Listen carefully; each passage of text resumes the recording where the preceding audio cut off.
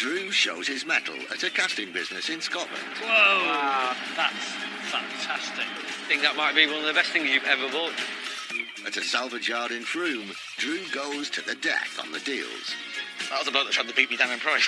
Yeah, that's a warning. And antiques at a country estate in Dumfriesshire turn Drew's head. Excellent. Grumpy old bloke. Up with a head wound. That way scowling. Drew Pritchard is one of Britain's leading decorative salvage dealers. Well, that's pretty spectacular. Oh, God, that's fantastic. Beautiful. He scours the country in search of weird and wonderful objects. That's really nice. Parlez-vous français? It's too much money. You're in for 600 quid. Yeah. Yeah. Done. And there's nothing he won't buy. Oh, yeah, look at that. I'll have him. With help from Rebecca. That's Modern really flat. cool. Nice, isn't it? I love it. And a team of renovators. He transforms thousands of items, from junk to gems.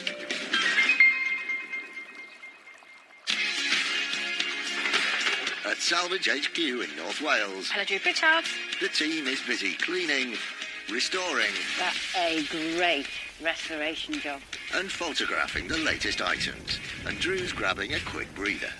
I'm hardly ever here. I might be here a day a week or one day every 2 weeks. The last thing the girls want me to be is here. They want me out of here, finding stuff. I'm good at one thing. I've made the girls a cup of tea. And hopefully, after they've tasted that, they'll last. The gangs worked together for so long, Oh, my God. Check it out. they're more like family. Have a sugar. How many? Just one, please. It's staring clockwise. I knew it'd be trouble. Drew inherited a love of antiques from his own family, and businesses with strong links through the generations can be great places to target for new stock. The absolute best places for me to find things are families and or businesses or factories or schools that have been there for a very, very long time. Having a family business gives the next person in the line huge advantage. So by, say, third generation, you should have a well-established shop, name, backlog of stock. It's the knowledge as well, with some more knowledge. And then, say, the son comes in, or the daughter, with even a bit more of an angle. It keeps businesses alive. Drew's hitting the road, bound for just one such family business. With a wealth of knowledge handed down from father to son, Drew's aiming to unearth some fantastic items amassed over the years. He's travelling 240 miles south. Right, Pete, we are in deepest, darkest Somerset. Right. And we're off to see a guy called Carl Haller, who, with him and his brother and his sister, run Frome Reclamation. So is he proper old school then? His father started the business. He does have a remarkable selection of garden antiques. And you do like a garden antique. Frome is a quintessentially English market town. Established Frome Reclamation has been in the same family for 30 years, offering everything from statues and stoneware to garden salvage and lighting. It's now run by Carl Haller. It's a family business. My dad started around about 87, 88. I came on a couple of years later and picked it all up. And a few years later, my brother joined. And my sister also works in the office. You know, we ship stuff to America, Canada, all across Europe, Singapore. I mean, we even sent a couple of phone boxes to the Falkland Islands. There you go, look at that. Wow. You're not going to buy heavy things today, are you? Looks like it, doesn't it? Oh, dear.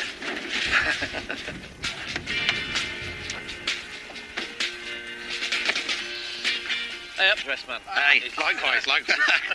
Come have a look inside. Yeah, you carry on. Come on in. My God, you've got some gear here, haven't you? Oh, plenty of it.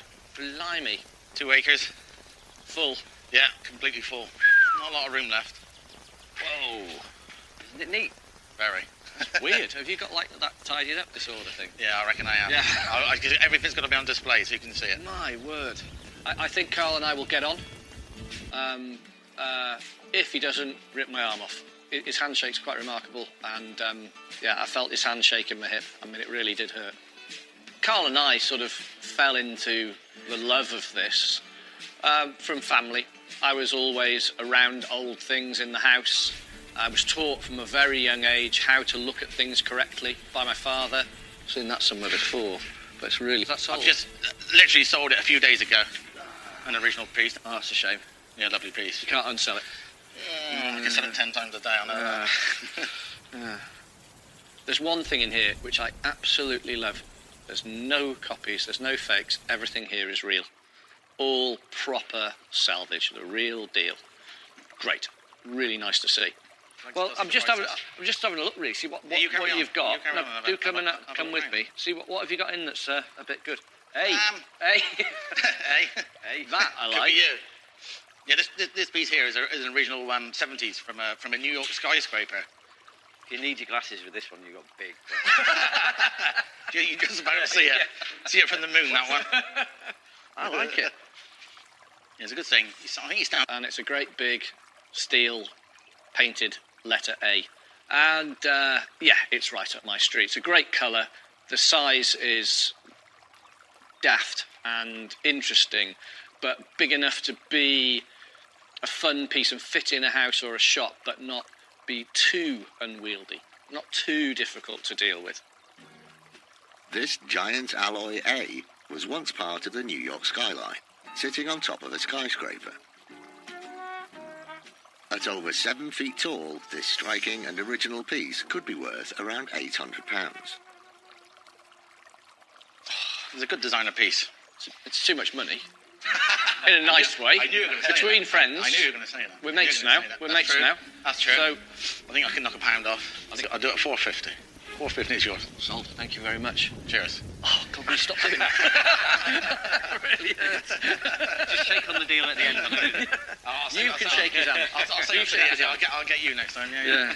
Letters sell well. I've bought thousands of them, but that A is the biggest letter I've ever bought. But I just wanted to own it. It will look right amongst my stock, and the colour is just superb.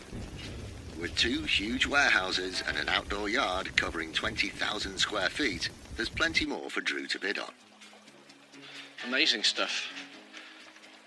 That's nice. Yeah, that's from a butcher shop across the Mendips. Still in its original patina. Could be yours. Patina gets That's a good word. It always sells things. in my kitchen. I've also got a great big old hook hanging from my ceiling with a light coming off it. There's something about them. They're a bit scary, aren't they?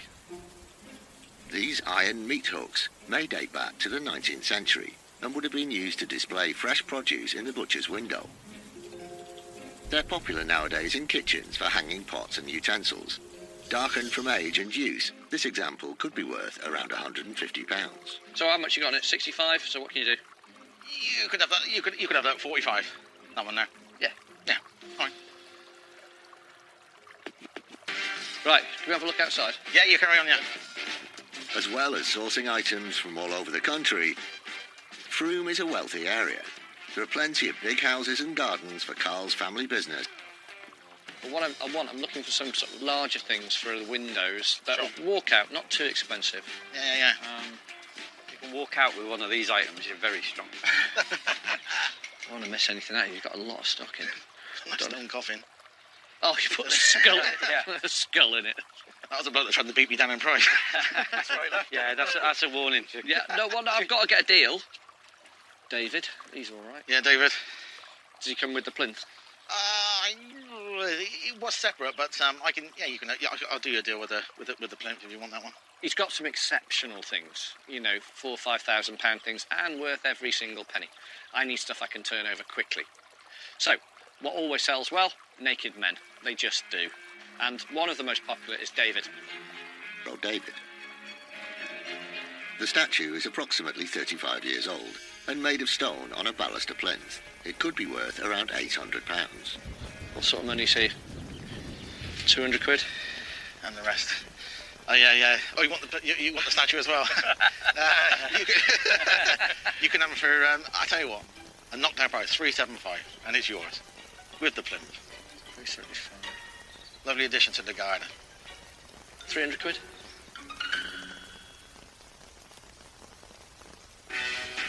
Salvage impresario Drew Pritchard is at Frome Reclamation in Somerset. My God, you've got some gear here, haven't you? Oh, plenty of it. Blimey. Run by the same family for over 3 decades, Drew's aiming to find a good range of items among the collection built up over. The price is more Goliath. What sort of money is he? 200 quid. And the rest. You can have them for a knockdown price, 375, and it's yours. 300 quid. I'll tell you what, meet in the middle, shall we? 350. That's not the middle. Your maths is terrible. It's good, though. Do I have to shake it? All right, I'll 350, shake his hand. All right. Done. What's the problem? Really? Yeah.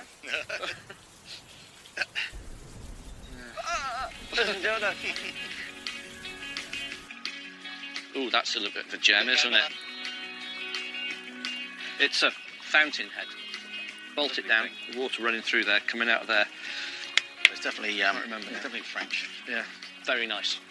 And the ring on the front there makes me think it might have been going into a trough action. He's got a cast iron buoy holding an oar sat on an olive jar. And what this is, it's French. It's from the mid-19th century, 1850s, 1860s. And it's part of a fountain. This cast iron fountain is of a putti, or cherub, seated on a vase holding an oar. A decorative French garden piece dating from the second half of the 19th century. It could be worth around £1,200. It's too much money. Can you remember how much it was? 950. What if I throw another figure at you? Yeah, you I'm going to stay behind here. Go on then. I've got a means of escape. 500 quid. I'll tell you what I'll do. You're in for 600 quid. Yeah. Yeah. Done. The garden stuff. Brilliant. Thank You you. know it, but I mean, it's Yeah, really, definitely, really definitely, good. definitely. Superb. Today, great fun. Been to a new yard I've not been to before. Quite an exceptional architectural salvage yard as well. This is the real deal. Everything in there is proper old gear. Met a new contact, saw some really, really good garden and architectural pieces, and bought a couple of them. So all in all, good day. Yeah, he's good as gold. Easy. He was nice, easy to deal with. Yeah. He knows what he wants, and if it's the right money, he's going to take it. Yeah, I think I got the better of him. No. It was good fun, and it's a good banter. Did you get? Did you get Dave in? Yeah, Dave's in. Dave Howe's in. We're done. Yeah. Right, I'll try it one more time. Job done. I won't be too hard that time, look.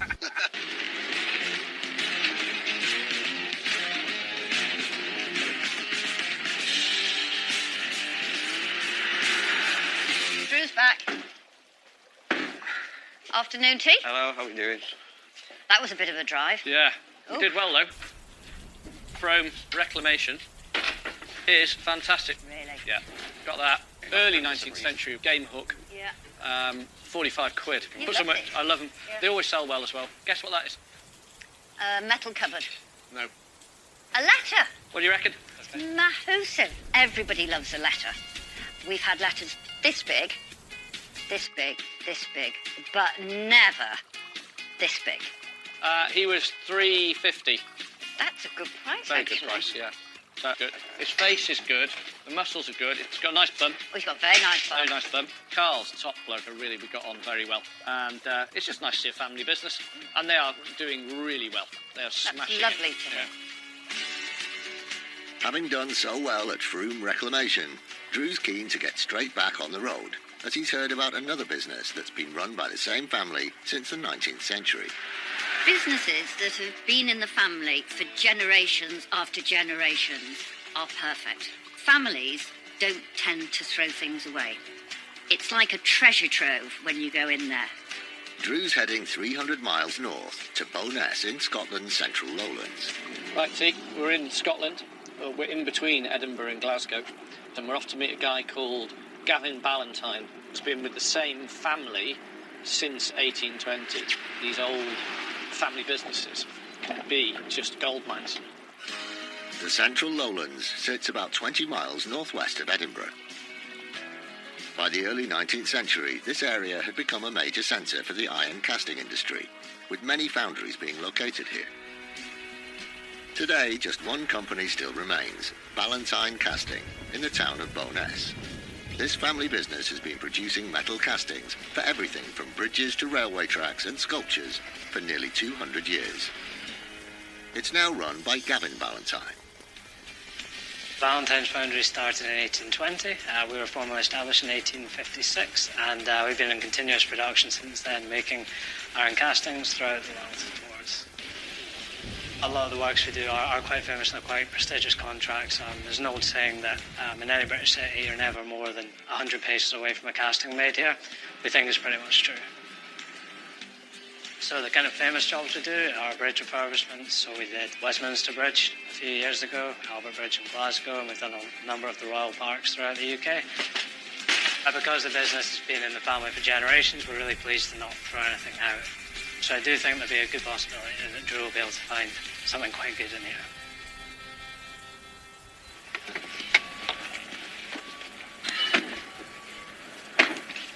Hi, T. Good to meet you. How you doing? Gavin, hi, how are you? Nice Good to meet you. What a place. Yeah, Oh, some place. fantastic. My God. Can we have a bit more of a look round? Of course, can. To the workshop where all the moulds for the castings are made. Hi there. Woodworking shop.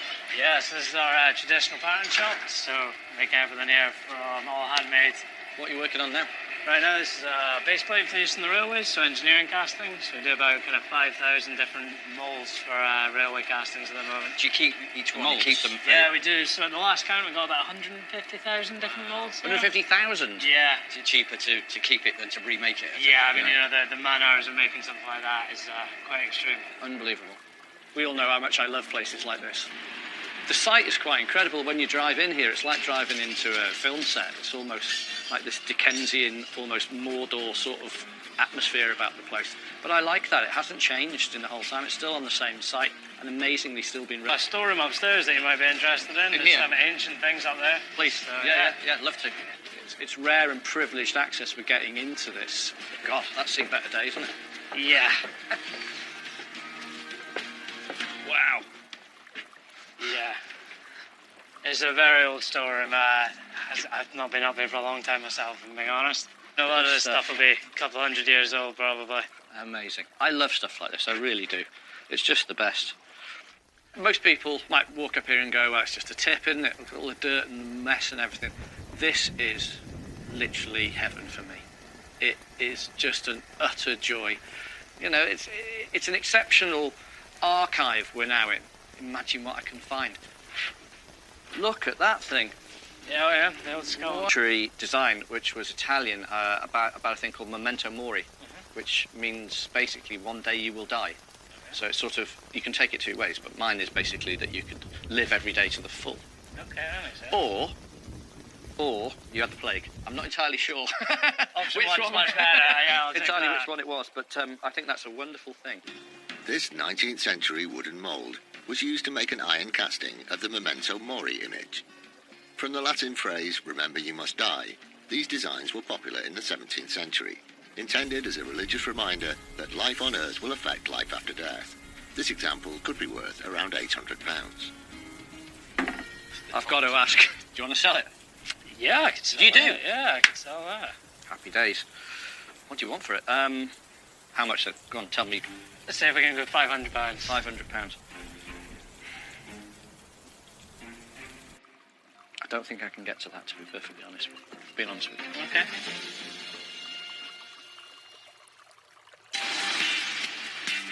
Salvage ace Drew Pritchard is at the 200-year-old family-run casting business Ballantyne's in Scotland. He's aiming to find discarded gems among the stacks of stuff accumulated over the years. It's rare and privileged access we're getting into this. Wow. He's bidding on an unusual 19th century wooden mould, Look at that thing. but so far the price is too high. How much then? Go on, tell me. Let's see if we can go £500. £500. I don't think I can get to that, to be perfectly honest with you. Bid at £350, and that would be me done. And I'd say you've got a deal at £350. Thank you very much.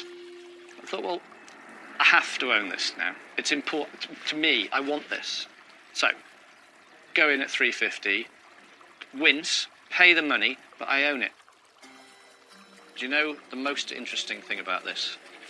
Is somewhere in the world there's a piece of ancient cast iron with that on. That's what I want. You could make me that in cast iron now. I own the mould now. Yeah, you do. Yeah. I can make one for you now if you want it. How much? Really? For you? Yeah, I'll do it for £150. No problem. Fantastic. Deal. All right. Yeah, can we have it? Later, Yeah, all yours. Oh, man, that's made my day. It's worth coming for that. Finding the memento mori panel is exactly why we come to these lovely the best mould I've ever found. It's superb, different, interesting. It's got a real sense about it, and it's dripping in history. That in itself is worth owning, isn't it? For a few £100. The family has kept almost every mould and piece of equipment over the years. Drew's in his element. It's unbelievable. You have to imagine that every single bit of this has been carved by hand at one point in time. Like you say, somewhere in the world that exists. Yeah. Oh, dude, look at the size of that thing. That's nice. That's nice. So where do you know where that came from? I believe that's Saudi Arabia. We did a huge amount of work out there in the 80s. It's very saleable. Oh, yeah? As a retail thing, it's very, very saleable. It's a great piece of wall art. Great, big, wonderful for the quality, but you know what? There is money to be made here. This wooden mould dates back to the 1980s and was used to make an iron casting of the Saudi Arabian country emblem, possibly for a business or civic building. Adopted in 1950, the symbol is comprised of two swords below a palm tree. This example could be worth around £500. Is that something that you want to sell, or do you think you're going to need that again? I could probably sell you that. Okay, well, price-wise, obviously, we need to calm down. Calm it down. Yeah. Okay, all right. Yeah. What would you like for that? I'll take £70 for that. Well, there you go. All right. We've calmed it down. We're horizontal now. Calmed it down too easy. All right, fine. Each building on site has storage space where the business's catalogue of over 100,000 moulds and castings are kept. Ow! Look at this. You've got all sorts of stuff in here. You've got sort of street signs and centenary stuff. Incredible. Oh my word, look at this. So what's on this floor then? This will be a mix of everything from drainage castings, vinyls. Look at this stuff. It's unbelievable. There you go, look at that.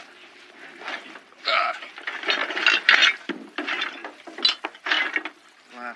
I think that's been sitting on that shelf for a very long time. Oh, caught a fish the other day. Is This this big. Looking at what it is and the size and the quality of the casting, you can think, yes, this has got some real age to it. It isn't something that's been produced in the last 20, 30 years. This iron casting in the shape of a fish dates back to the lay in the attic for years. It needs a wipe and a clean. But unusual decorative ornaments like these are popular, and it could be worth around £300. Price-wise, where do you want to be? So what were you thinking about? £80. Take 100 for it. Yeah, go on then. All right, yeah. Marvellous, thank you. Can I just, on this momentous historical moment, So, your hands are dirty. There we are, working in a foundry. That's it. Rummaging in the storerooms is just one way of getting your hands dirty at the foundry. wow! Massive. God almighty, look at that. Fabulous. In the furnace room, all the carved moulds are prepared and then cast, including the Factory that actually produces the goods, the finished article. Before the moulds are cast, their imprint is made in sand and compressed. It's amazing that all the technology, you still have to do all this by hand. The actual thing, most things not changed since the Victorian times. Ultimately, the mould will be removed and the imprint filled with liquid metal. It's a centuries-old technique. It's a privilege to be around it. It's incredibly fascinating.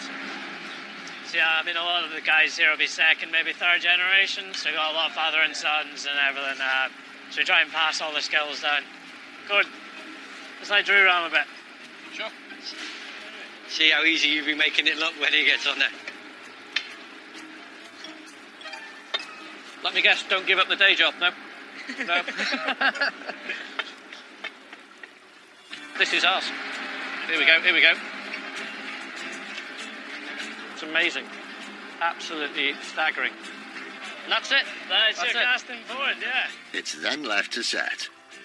Once it's cooled down, the mould casing can be taken off to reveal the finished casting inside. It's the moment of truth now, though. So as you can see, it's still pretty hot. Whoa! Wow, that looks fantastic already. Look at that. That's fantastic, isn't it? Yeah, I'm pretty pleased with that casting. Oh, yes. When the lads broke open the mould and that ingot popped out, I was like, wow, look at this. It's 10 times better than I thought it was going to be. Just the colour of it all. And you can see the casting picking up. That is how Love to it. traditionally make a casting. Mate, fantastic. Yeah. Get in. All in all today, one of the absolute best days I've had in the job. It really is. The largest amount of architectural salvage I've ever looked at. Basically, the proof has definitely been in the pudding today, because we've come to something that's been in family ownership and continuous family ownership for a very, very long time. That's good. They haven't cleared out. They haven't had a big sale and thrown everything away. That is great. We found wonderful things today. Really great pieces. I was hugely surprised about the things that he picked out. They're things that have been on our shelves for a long time, and I never really attributed any value to them. So, yeah, he might have got a good deal. Sorted. Yeah. Is it cooled down enough? You know it's still here. See you again. Thank you. Be in touch. Yeah. Bye-bye.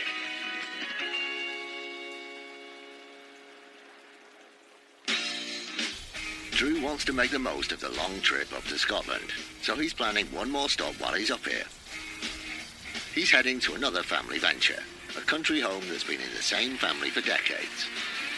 He's heading 100 miles south to Dumfriesshire, where there could be a chance to make his own salvage partnership official. So, T, you know we're up near Gretna Green today, Yeah. and we spend a lot of time together. Yeah. I think it's probably that time, that special time in both our lives, where we need to make a good, solid commitment to each other. Yeah, although I'm not going anywhere near it without a prenup.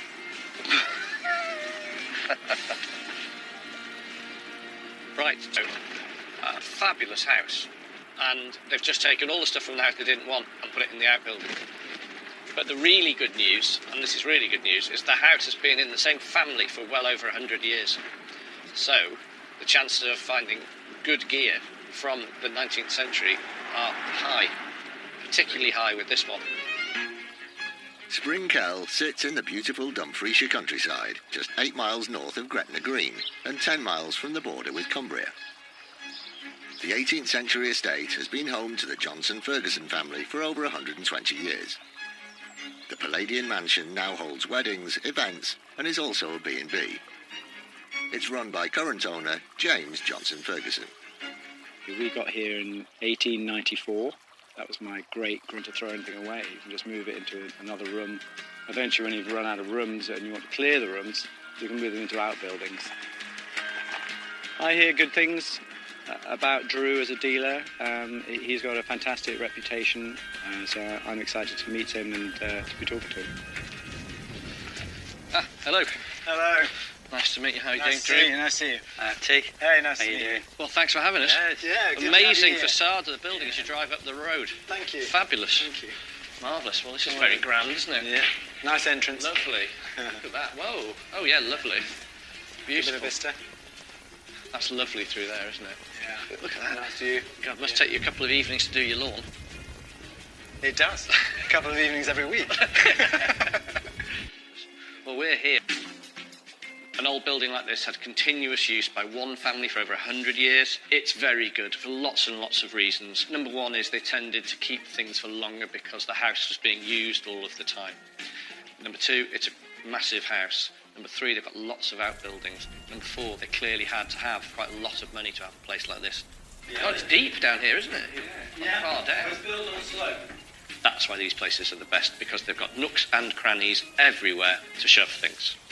And, hopefully, the money in the first place to buy them. Blimey. Oh, look at this. Now you're talking. Exactly. With the main house having been decluttered to accommodate events, the disused rooms are bulging with discarded items from the family home. Wow. A giant pestle and mortar. Giant one for preparation of multi-loaves. Multi-loaves.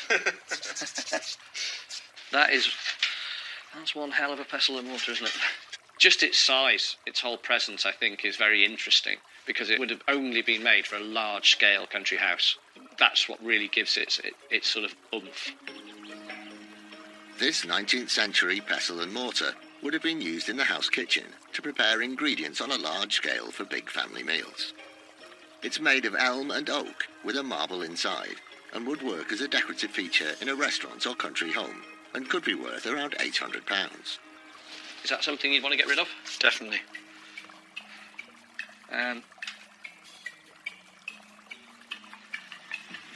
One price on that.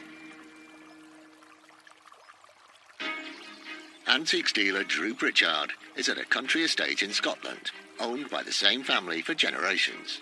Must take you a couple of evenings to do your lawn. A couple of evenings every week. He's hoping to uncover treasures forgotten by the family. That's quite nice, isn't it? And has found a discarded giant 19th century pestle and mortar. Is that something you'd want to get rid of? Definitely. One price on that one, 400 quid. Will you take that? Sounds good to me. Yeah, sold? Yeah, sold. Marvellous, thank you. Thank you. This is going swimmingly well, isn't it? That's good, that's great. That's great, let's carry on. Let's keep it rolling. Yeah. Drew's made a good start inside the house. Now he wants to head outside to some of the many storage areas. This is nice, isn't it? Yeah. So what's this, the Gates, and where Drew's hoping to pull out some lost pieces. I think you'll find some things, hopefully, that you're interested in. There's a variety of items we brought up from the house over the years. You haven't thrown anything away? Not one thing. No, I can see. Stables have always been, for me, the best places to find things in these big country houses. That's where they store stuff that they're not using. And we've pulled out some absolute gems from these places. It's another one too. Oh yeah, look at this.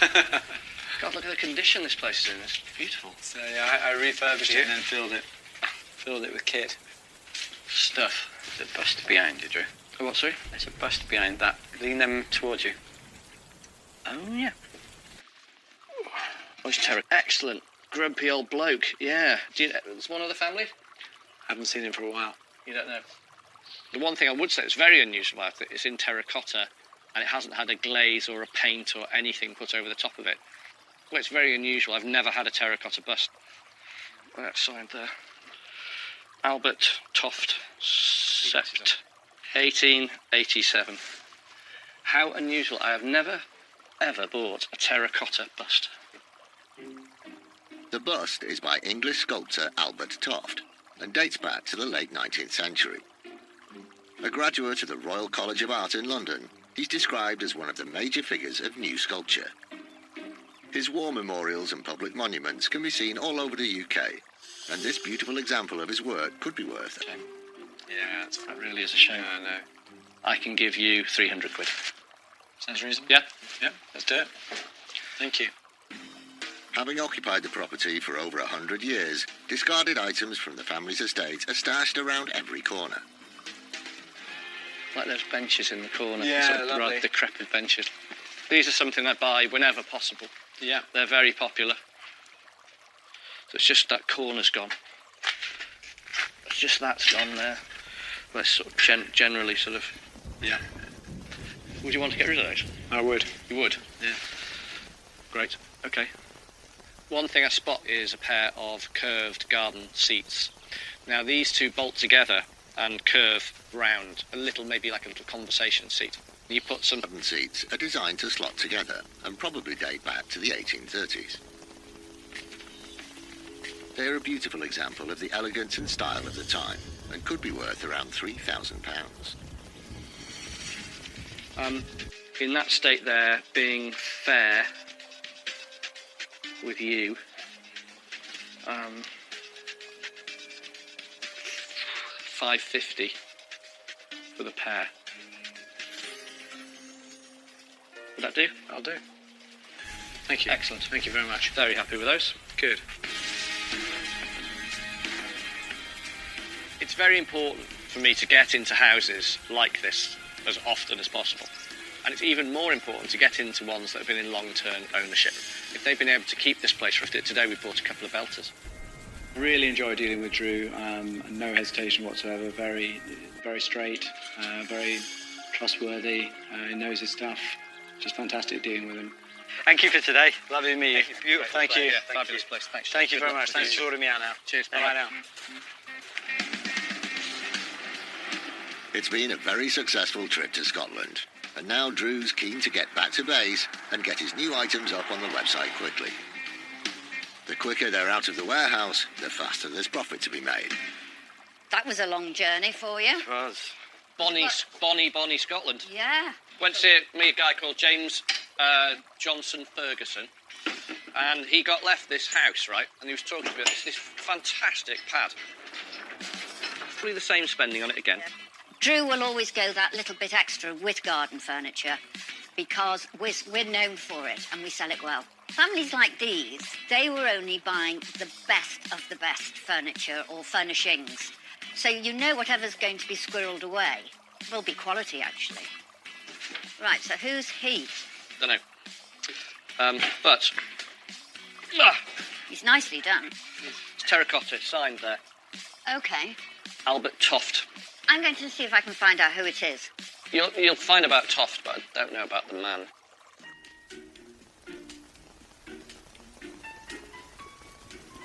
I really want to know, who is this gentleman? Who is this chap that I keep looking at? Is he related to Sir Jabez Johnson Ferguson? Or could it have been James's great-great-grandfather, Jabez Johnson? I've left a message with James, and he says that he's going to look out some old photographs of all his sort of great-grandparents. And that's where I'm up to. That's what I'm waiting for. With 2 new hauls unloaded, the team has plenty to be getting on with. Drew wants Gav to remove decades of dirt from the roundel from Valentine. I've cleaned it as much as it's going to be cleaned now. I'm just going to try a colour polish on it, see how it comes up. He uses car polish to brighten up the wood. Quite cool piece of wall, that, wouldn't it? With a quick buff, the roundel's ready. That's a lot better. So, done. And Gav can get on to Drew's prized Memento Mori casting. He wanted me to spray it with a gloss black spray paint and then burnish it so it highlights all the detail in the cast. After coating the metal, he polishes it with a burnishing machine.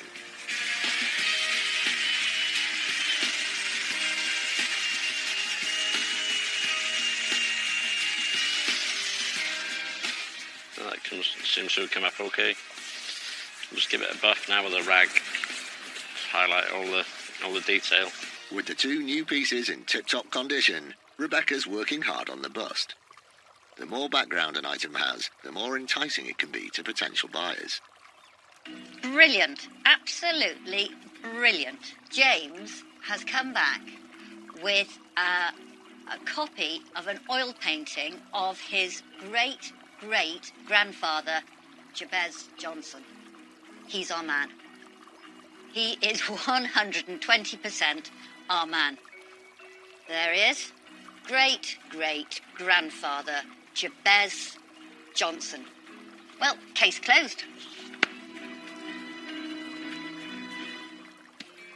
The David figure flies out of the warehouse almost immediately, as Drew predicted, bound for one of Drew's regular clients, called Adam.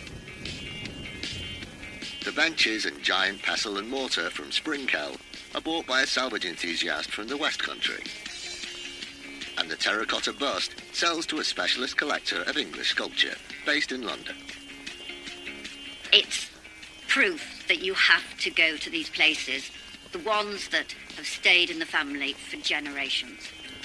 With various businesses that have, like an antiques dynasty, the knowledge can be handed down.